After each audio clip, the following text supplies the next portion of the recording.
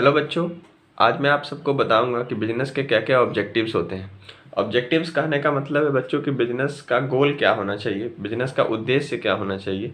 यानी कि बिजनेस को अपने फ्यूचर आने वाले फ्यूचर में उसको क्या क्या करना चाहिए, किस बातों पर ध्यान देना चाहिए, वही कहलाता है हमारा ऑब्जेक्टिव्स ऑफ बिजनेस।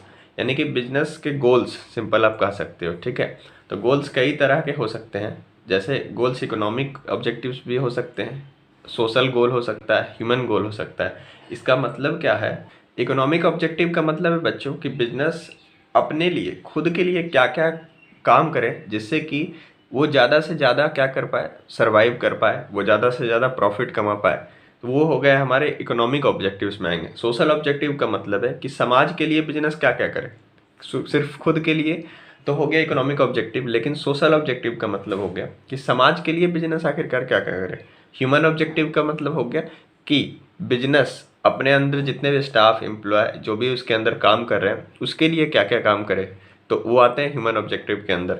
आपको पूरा लेक्चर देखने के बाद, ये पूरा वीडियो देखने के बाद आपको सब समझ आ जाएगा कि मैं क्या कह रहा था अभी। तो पहला मोटिव है कि प्रॉफिट अर्निंग होना चाहिए। यानी कि बिजनेस तभी सरवाइव करेगा जब तक उस बिजनेस में क्या हो, प्रॉफिट हो। तो बिजनेस में प्रॉफिट बहुत इंपॉर्टेंट रोल अदा करता है कि बिजनेस में प्रॉफिट होना ही चाहिए। किस पर्पज़ से? तो एग्जिस्टेंस ऑफ बिजनेस के लिए। यानी बिजनेस एग्जिस्ट करे उसके लिए प्रॉफिट बहुत इंपॉर्टेंट चीज़ है। और आप देखिएगा, प्रॉफिट ही मोटिव जो है इसका मेन, यानी कि आप समझ सकते हो, आप कह सकते हो कि प्रॉफिट ऑब्जेक्टिव भी आप नाम दे सकते हो। क्योंकि मैं जब चारों को एक बार बताऊंगा तो आपको लगेगा कि चारों का मतलब वही हो रहा है लास्ट में, कि प्रॉफिट ही ज़्यादा से ज़्यादा कैसे हो। तो जैसे आप देखो, दूसरा कस्टमर क्रिएशन होना चाहिए किसी भी बिजनेस का ऑब्जेक्टिव। यानी कि बिजनेस क्या करे कि ज़्यादा से ज़्यादा बेस्ट, अपना बेस्ट देकर लोगों को सर्विस दे, और सब कम से कम प्राइस में सर्विस दे, जिससे कि क्या हो, कस्टमर बेस बिजनेस का अच्छा बने। कस्टमर जब बेस अच्छा बनेगा बिजनेस का तो बिजनेस क्या कर पाएगी, ज़्यादा से ज़्यादा प्रॉफिट कर पाएगी। तो देखिए आप यहाँ पर भी क्या मतलब निकला, निचोड़ क्या निकला कि प्रॉफिट ही निकला अंत में। ठीक है, जैसे मैं तीसरा नंबर कहूँ, एक ऑप्टिमम यूटिलाइजेशन ऑफ रिसोर्सेज। यानी कि बिजनेस के जितने भी रिसोर्सेज हैं, जब तक बिजनेस अपने रिसोर्सेज को बेस्ट यूटिलाइज नहीं करेगी तब तक कोई भी प्रोडक्ट बिजनेस का कॉस्ट इफिशिएंट नहीं बन पाएगा। ठीक है, तो इसका कहने का मतलब है कि जब हम लोग रिसोर्सेज को, सारे रिसोर्सेज को क्या करते हैं, जब अच्छा से एक जगह पर ला के बेस्ट यूज जब इसका करते हैं, बढ़िया से जब करते हैं, तो ही मतलब बनता है कि वो सामान जो बनेगा हमारा, यानी कि फैक्ट्री में कई सारे वेस्टेज होते हैं, तो उन सब वेस्टेज को क्या करना, रोकना, और उन सब वेस्टेज को भी यूज करना सही तरीक़ा से, वही हमारा ऑप्टिमम यूटिलाइजेशन हो रहा है। यानी कि हमारे पास जो भी रिसोर्सेज है उसका बेस्ट यूज करेंगे तो हमारा जो प्रोडक्ट बनेगा वो कॉस्ट इफिशियंट होगा, यानी कि वो सस्ता बनेगा। तो जब सस्ता बनेगा तो क्या होगा, वो सामान ज़्यादा बिकेगा। जब सामान ज़्यादा बिकेगा तो क्या होगा, अंत में फिर प्रॉफिट ही हमारा ज़्यादा होगा। ठीक है, तो फिर से आपने देखा कि यही वाला चीज़ आ गई। अब बात करें आगे इनोवेशन की।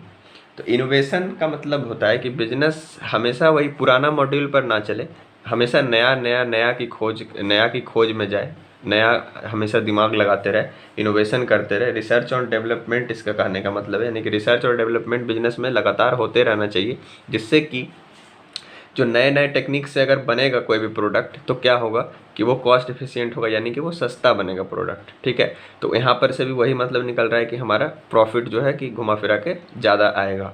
ठीक है, यानी कि हम कस्टमर का जब क्रिएशन करेंगे, बेस्ट सर्विस देकर उनको जब अपने अपने पास जब जोड़ के रखेंगे, अपने कस्टमर्स को भागने ना देंगे अपने कस्टमर्स को, तो अंत में बिकेगा सामान तो प्रॉफिट ही हमारा होगा।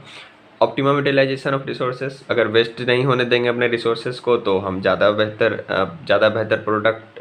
प्रोडक्ट का जो प्राइसिंग होगा वो सही होगा, वो कम से कम होगा। जब अपने रिसोर्सेज को हम बर्बाद ना करेंगे, रिसोर्सेज मतलब मनी, जो भी है मनी, मैन, मटेरियल, मशीन, ये सारे चीज़ों का बेस्ट यूटिलाइजेशन होना चाहिए। ठीक है, इनोवेशन का मतलब हो गया कि हम हमेशा नए की ओर जाएं। ठीक है, पुराने टेक्निक जो होते हैं वो कहीं ना कहीं महंगे होने लगते हैं। अब अगर सोशल ऑब्जेक्टिव की बात की जाए, सोशल ऑब्जेक्टिव का मतलब हो गया कि समाज के लिए बिजनेस को क्या क्या करना चाहिए। सिर्फ अपने लिए नहीं, सिर्फ प्रॉफिट ही सोचकर, सिर्फ अपना फ़ायदा ही हमेशा नहीं सोचना चाहिए बिजनेस को, उसके अलावा भी समाज के लिए, अपने लोगों के लिए, सभी के लिए अच्छा काम करना चाहिए, सही काम करना चाहिए, हमेशा उनके लिए भी सोचना पड़ेगा बिजनेस को, तब बिजनेस जाके ज़्यादा बड़ा बन पाएगा, नहीं तो वो छोटा का ही छोटा रह जाएगा। तो ये बहुत ज़रूरी होता है ये दोनों, ठीक है। ये दोनों को जब बिजनेस जब करने लगता है तो अपने आप जो है प्रॉफिट पर सीधा असर पड़ता है और प्रॉफिट कई गुना बढ़ जाता है, ठीक है।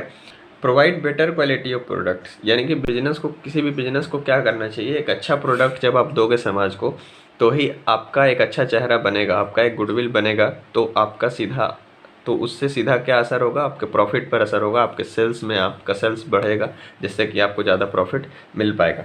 दूसरा है क्रिएशन ऑफ एम्प्लॉयमेंट अपॉर्चुनिटीज़। समाज के लिए क्या करना चाहिए, बिजनेस को एम्प्लॉयमेंट अपॉर्चुनिटी को पैदा करना चाहिए, ठीक है। यानी कि कहने का मतलब है कि रोज़गार हमें देना चाहिए समाज को। कई सारे लोग जो होते हैं ऐसे ही खाली बैठे होते हैं, एजुकेटेड लोग खाली बैठे होते हैं समाज में, तो उनको एक अपॉर्चुनिटी देना चाहिए किसी न किसी बड़े बिजनेस को, यानी कि वो अपने अंदर अगर उनको काम पर रखें तो वो उनको क्या मिलेगा, रोज़गार मिलेगा, और जिससे कि वो अपना घर चला पाएंगे। तो समाज के लिए ये काम करना भी ज़रूरी है। Avoid anti social and unfair trade practices. इसका मतलब है कि कोई बिजनेस कोई ऐसा काम ना करे जिससे कि लोगों को परेशानी हो। जैसे आप मान लो कि कोई शराब का बिजनेस कर रहा है, शराब का बिजनेस जो है वो समाज के लिए क्या है, लोगों के लिए वो सही नहीं है, वो अनफेयर ट्रेड है, एक तरह से अनफेयर ट्रेड माना जाएगा। कहीं पर कहीं कहीं लोगों को अच्छा लग सकता है, कई लोगों को बुरा भी लग सकता है वो बिजनेस, है ना। जैसे लोगों, वहाँ के लोग को क्या लगेगा कि ये जो मतलब यहाँ का जो एनवायरनमेंट है वो गंदा हो गया है उसके चलते, तो इस कारण से बिजनेस को अवॉइड करना चाहिए anti social and unfair trade practices. जो समाज को अच्छा ना लगे वो काम बिजनेस को नहीं करना चाहिए, ठीक है। आगे है पे taxes to the government honestly. कोई भी बिजनेस जो है टैक्सेस को पे करे ऑनेस्टली। ये तो आसान है समझना आपके लिए, यानी कि जो बिजनेस का जो टैक्स बनता है उसमें कहीं ना कटौती नहीं करनी चाहिए बिजनेस को, कोई भी बिजनेस को। सिर्फ ईमानदारी से वो क्या करे, सारे टैक्सेस को पे करे, जिससे कि अंत में वो जितने भी सारे सरकार के पास अगर पैसे जाती है तो फिर तो वो हम ही सब पर खर्च होगा, यानी समाज पर ही वो खर्च होगा। तो बिजनेस को किसी भी तरह का बेईमानी नहीं करनी चाहिए टैक्सेस को पे करने में। आगे है should not discriminate on the basis of religion, caste और सोशल स्टेटस।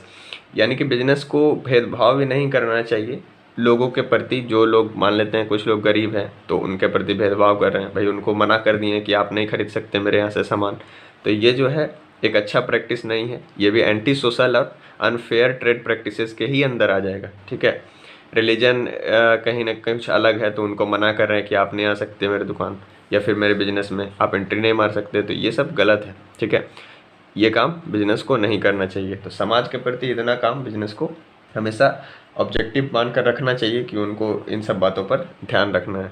अगर ह्यूमन ऑब्जेक्टिव का क्या मतलब हो गया कि जो बिजनेस के अंदर जो है, बिजनेस के जो अंदर जो है, जो जो लोग काम कर रहे हैं उसके प्रति हमारा क्या ऑब्जेक्टिव होना चाहिए, हमें कैसे ट्रीट करना चाहिए उनको, तो वो इसमें पढ़ना है। ह्यूमन ऑब्जेक्टिव का मतलब जो हमारे अंदर जो काम कर रहे हैं उसके प्रति भी हमारा ऑब्जेक्टिव होना चाहिए। ये नहीं कि उनसे 10 घंटा 15 घंटा काम सिर्फ करवा रहे हैं और अपना प्रॉफिट पर सिर्फ देख रहे हैं, यहाँ प्रॉफिट पर हमारा ध्यान है कि बस प्रॉफिट ज़्यादा से ज़्यादा करना है, तो ये नहीं होना चाहिए। बल्कि ह्यूमन ऑब्जेक्टिव भी हमारा कुछ होता है बिजनेस के प्रति, बिजनेस के लिए, ठीक है।